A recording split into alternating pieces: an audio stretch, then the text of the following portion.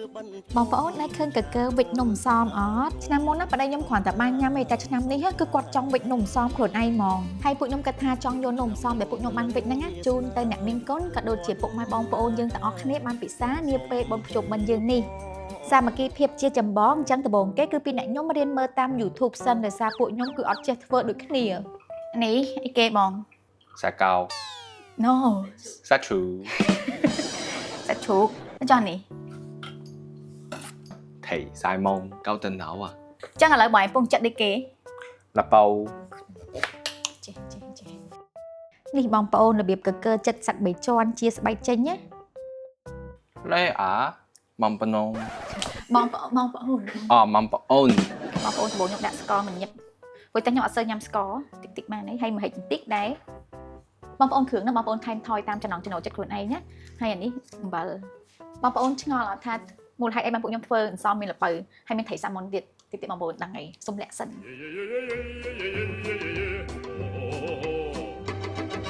ចាំបងប្អូនសម្រាប់អង្គតំណោតនេះពួកខ្ញុំលាងស្អាតហើយឥឡូវគឺដាក់ត្រាំមួយទឹក2ម៉ោងហើយបើសម្រាប់សណ្តែកបាយនេះគឺដូចគ្នាលាងឲ្យស្អាតឲ្យអស់ពណ៌លឿងហ្មងណាហើយដាក់ត្រាំ2ទៅ3ម៉ោងបើសម្រាប់សាច់វិញគឺមិញប្តីខ្ញុំគាត់បានច្បល់ប្រឡាក់ហើយអញ្ចឹងគឺដូចគ្នាប្រឡាក់ចោលសិនទៅហើយឥឡូវគឺពួកខ្ញុំទៅលាងសាប់ចេកស្គូ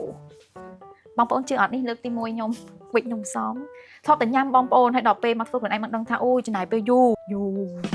កកើគេខ្ញុំអត់ដឹងទេណាតែកកើខ្ញុំនេះចូលចិត្តធ្វើអីខុសគេសូម្បីតែលាងស្លឹកចេកក៏គាត់បាញ់ដូចលាងឡានដែរ កៅវិញលីងសឹម អូខេឥឡូវគឺពួកខ្ញុំចាប់ផ្ដើមលីងអង្ករជាមួយនឹងខ្ទិះដូងសិន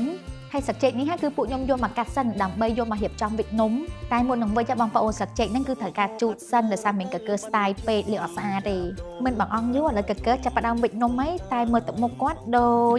ភ័យពេលថាចេះគាត់ដែរ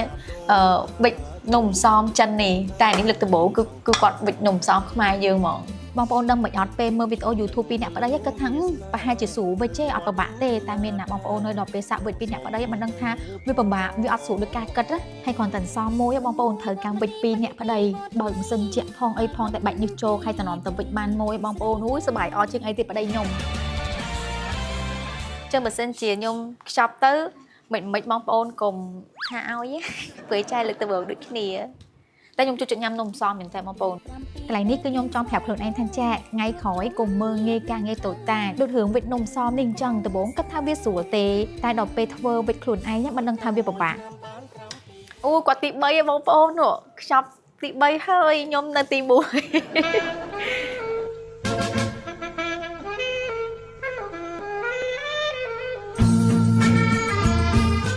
ហើយបងប្អូនហៀងស្វែដូចខ្ញុំអញ្ចឹងបងប្អូនឥឡូវគឺខ្ញុំមកសាក់ជាមួយនឹងត្រីសាច់ម៉ុនអត់ដឹងរសជាតិមិនទេបងប្អូនហើយកូបូលីខ្ញុំនេះខ្ញុំគាត់ដូចថាយើងចង់ដឹងរសជាតិនឹងមិនចូលបងប្អូនទៅសាក់មើល challenge ហ្មងមិញខ្ញុំខ្លាចតែវាចង់អត់ជាប់ខ្ញុំប្រឹងចង់ឡើងខ្លាំងហើយដល់ពេលយើងដូចគ្នាមានចកេះទូចអូយបងប្អូននេះចិត្តតែមួយធ្វើចកេះទូចដូចគ្នាប្រវត្តិសាស្ត្រឲ្យបងប្អូនវីដេអូមួយខ្ញុំថត3ថ្ងៃហើយមួយថ្ងៃទី1នេះវិញគឺចាប់ផ្ដើមតាំងពីម៉ោង7ព្រឹកបងប្អូនគ្រាន់តែត្រាំស្ដែកបាយត្រាំកហ្នឹងគឺ5ម៉ោងបាត់ហើយដល់តែយើងវិញឲ្យស្ងោរទៀតគឺ7 8ម៉ោងថែមទៀតហើយដល់ពេលស្ងោរបាន2ម៉ោងខ្ញុំចង់ដឹងថាវាហូបរៀងមិនក៏បើកមុខឆ្នាំងមើលទៅអាងឹតមុខបងប្អូនអើយអង្គតែនៅដៃពេញហ្នឹងក្នុងវីដេអូក៏គេប្រាប់ដែរពេលចងក្បាលអន្សមត្រូវចងឲ្យជាប់កុំឲ្យឈាបទឹកចូលតែរបស់ខ្ញុំនេះមិនធំឈាបចូលបងប្អូនវាឈាបចេញមកទៀតបើចូលជាអញ្ចឹងនេះសាក់ម៉ាត់សិនទាំងបុគ្គលិកប្រាប់ថាញ៉ាំអត់បានទេតែធ្វើឲ្យបងប្អូនខំធ្វើចង់ងាប់បងប្អូនខ្ញុំបានតាគ្រាន់តែវាដូចបាយកណ្ដាលបបរហើយមានក្លិនសមក្នុងសំណាងឲ្យបងប្អូនមិនសមមិញសមយើងណាចូលទឹកខូចតែមួយកុំឲ្យវីដេអូចប់ធំហ្នឹងគ្មានបានអង្គុយព្រួយឲ្យបងប្អូនមើលទេសាច់ជ្រូកឈប់ខ្ញុំភ្លុកញ៉ាំសិនសាច់ជ្រូកបងប្អូនហើយឡើងឈ្ងុយអូឡើងល្មួតហ្មងបងប្អូនចឹងណាធ្វើខ្លួនឯងឆ្ងាញ់ហ្មងណាតែខ្ញុំជឿជាក់ថាទិញគេឆ្ងាញ់យ៉ាងហ្នឹងទៀតនេះបងប្អូនល្ពៅណានិយាយគឺធំផ្លែល្ពៅធម្មតាបើមិនជាល្ពៅហ្នឹងយើងធ្វើដូចថា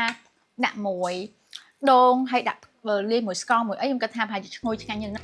បងប្អូនទីបំផុតខ្ញុំរកឃើញសាម៉ុនហើយឲ្យប្តីចូលមកបាទសាម៉ុនមកឈ្ងុយ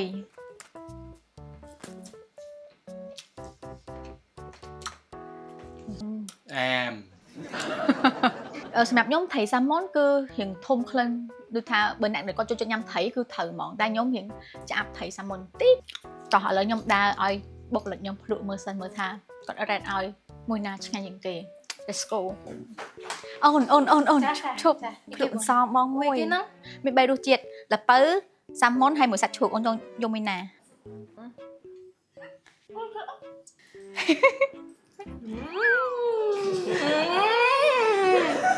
Mày thơ thuộc anh mình tên mấy ôi xinh quá thôi chắc hàng và hiện ấy tích សាប nghĩ cái egg này cái ổn rất tốt nữa ô việc tôn bệ thở chạm quá chuyện mó cái tháp sáp khổ nên bây giờ này chuyện một con ăn thử chuyện trong này bồng có cho nhau là bỏ phật phật trong này out that man បើដាប់ got hear that nhưng mà ba cái là lựa đỏ và mua lượt đọc chẳng ở đây ai bong màn cho ngành chẳng nghĩ ba lựa đỏ bye bye ơi mang tay anh đi ngành bong sạch chuột bay tròn សាច់ជ្រូកបីជាន់ក៏ហៅគេ ឆ្ងាញ់ណោះ ឈ្ ឈ្ ងុ ងុ យ យឆ្ងាញ់សម្រាប់នំសំហ្នឹងគឺខ្ញុំបានរៀបចំទុកមុនមកចំណែកសម្រាប់អ្នកមានកូនតាំងពីរបស់ខ្ញុំបន្ទាប់ពីពួកគាត់បានពិសាហើយគឺសរសើរថាអូឆ្ងាញ់ណាស់កូនតែខ្ញុំមិនដឹងថាពួកគាត់និយាយដើម្បីលួងលោមខ្ញុំឬក៏ជាការពិតទេឥឡូវចូលមកដល់គោលបំណងទី2នៃវីដេអូខ្ញុំគឺខ្ញុំចង់ជូនសំក៏ដូចជាអាវ៉ាន់របស់ខ្ញុំខ្លះៗជូនដល់ពុកម៉ែអ៊ំពូមីងនារដូវបូនភ្ជុំបិណ្ឌនេះតែពិតពីដំបូងគម្រោងខ្ញុំគឺខ្ញុំចង់វិចនំសំសម្រាប់ជូនពួកគាត់តែដូចបងប្អូនឃើញអញ្ចឹងនំសំខ្ញុំមិនដៃទឹកអស់ហើយអញ្ចឹងក៏ខ្ញុំសម្រេចចិត្តថាទៅទិញសំនឹងសាវិញណាមួយក៏អាចជួយលើកស្ទួយសេដ្ឋកិច្ចអ៊ំគាត់លក់នឹងសាបានខ្លះៗហើយយកមកជូនដល់ពុកម៉ែបងប្អូនយើងគឺដឹងតែឆ្ងាញ់ជាងខ្ញុំធ្វើទៀតនៅពេលដែលយើងធ្វើអីចេញពីក្តីស្រឡាញ់ហើយធ្វើចេញពីចិត្តមិនថាតិចឬក៏ច្រើនទេគឺមានអារម្មណ៍ថាមានសេចក្តីសុខហ្មងហើយជាពិសេសនៅពេលដែលឃើញស្នាមញញឹមនៅលើទឹកមុខគាត់ទៀតគឺមានអារម្មណ៍ថាកក់ក្ដៅខ្លាំងមែនតើ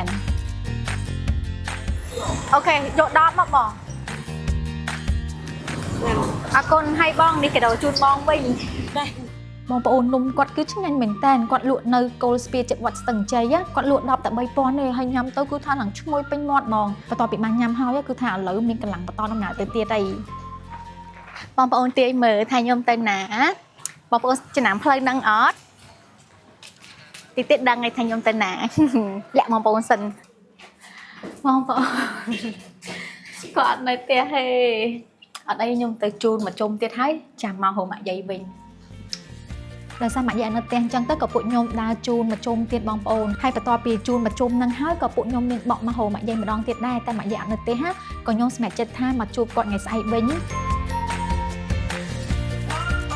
ម្សិលមិញខ្ញុំមកឡើង2ដងបងប្អូនហើយប្រហែលជាមករៀងដូចថាអត់តន់ងាចខ្ទង់ម៉ោង3ម៉ោង4អីចឹងក៏អត់តន់នៅទេអញ្ចឹងថ្ងៃនេះគឺខ្ញុំមកម្ដងទៀតហើយថ្ងៃនេះមកហ្នឹងគឺម៉ោង6ឥឡូវម៉ោង6ខ្ញុំសង្ឃឹមថាគាត់នៅផ្ទះតោះទៅមើលសិនថាគាត់នៅផ្ទះអត់គាត់បើកផ្អួចគាត់នៅផ្ទះ